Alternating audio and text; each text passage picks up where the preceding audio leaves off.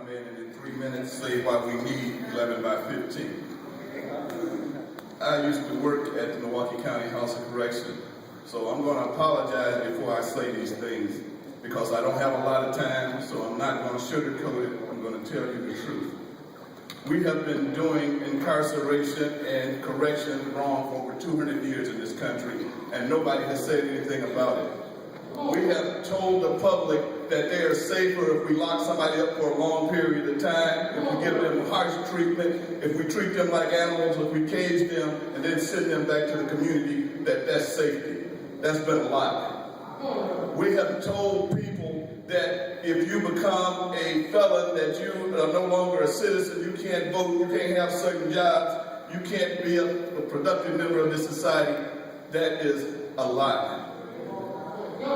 3 years ago, we had a county exec who decided to run for governor, but he didn't want that penalty of the House of Correction on his record because he did not build a dedicated Huber facility or work release facility or a day reporting facility. They ran it out of an old hospital, and they charged the people who ran it and said that it was dysfunctional. That was a lie. So I'm standing here tonight to tell you that politicians have benefited on the blood and the sweat of this community, and we need to hold them accountable, and you said nothing. Yeah. 3 years ago, at the House of Correction on Friday night, we allowed inmates who had been incarcerated 24 hours a day in a cell to watch TV, and you had an uproar when they put it in the newspaper. If you want to think incarceration is not enough, lock yourself in your bedroom for 3 hours and not go out and see what you will do in those 3 hours. I ain't saying years. When you put a man in jail and you lock him up and you deprive him of anything in the community, any sensory items that will make him human, he will turn into an animal, and then you let him back in the community on your people. We have been sold a lie in this country. That's why we got 2.5 million people in prison, because they sold it as a way of keeping us safe. Only way we are safe is we take and cure those men of their mental illness, cure them of their drug addiction, and make them whole in the community again so they can support their families, so they can be living.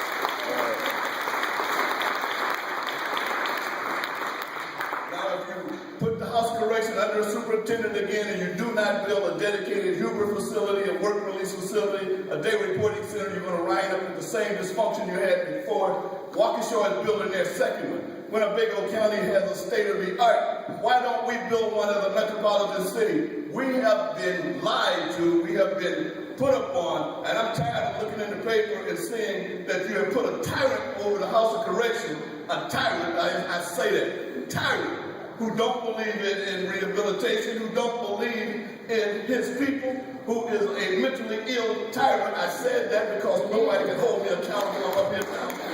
And turn a minimum security institution into a maximum security institution, and you said nothing. You said nothing. So I'm saying here tonight, stand up and say something. Those are our relatives, those are our sons, those are our cousins that's babying them down the corner. We know who is in prison. We know that they need treatment. Get them treatment. There are some individuals who we know prisons are built for, but it's not for everybody. And stop sugarcoating things. If the man is sick, say he's sick. And stop electing him. Do something. I told you we're going to apologize for some of the stuff I said, but I'm telling you the truth. The reason you have Governor Scott Walker up there, he made a deal to put that in the sheriff's lap so that he would not have that on his conscience when he was running for governor. Nobody could hold it against him. You still have that old Raggedy St. Anthony's Hospital downtown where they ran Huber out of. It was dysfunctional then. If they open it up, it will be dysfunctional now. So do something. Hold them accountable. Build something that our young men can be proud of, that they can be cured in, and they can come back to the community whole and as contributing citizens. Until somebody tells the truth, we're going to keep living a lie. And this is a lie that we live in now, ladies and gentlemen.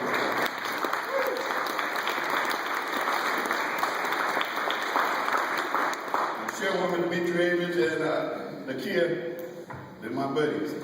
I look for y'all to carry this torch for us, because I like what y'all doing so far. Keep up the good work. Amen.